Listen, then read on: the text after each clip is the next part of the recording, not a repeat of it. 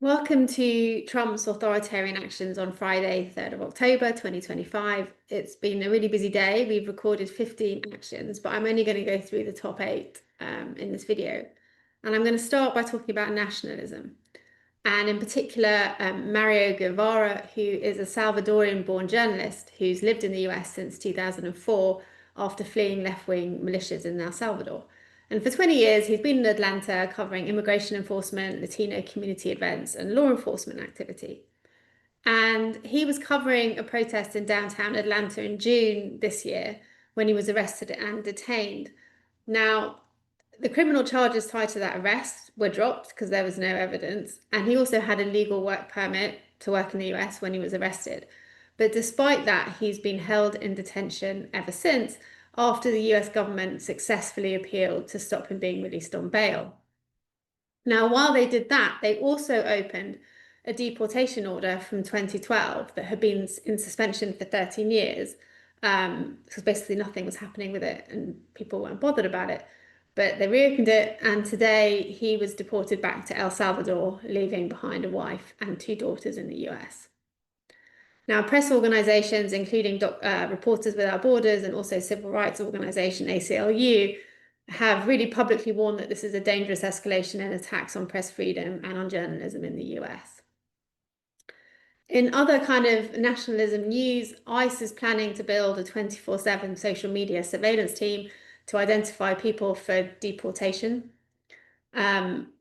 And then a right-wing commentator was arrested in Portland this week after allegedly taking part in a fight outside a detention facility where there was an ongoing anti-ICE protest. And in response, Homeland Security Secretary Kristi Noem has promised to surge ICE presence. And finally, the Department of Homeland Security posted a video on social media platform X, which included a well-known white supremacist meme.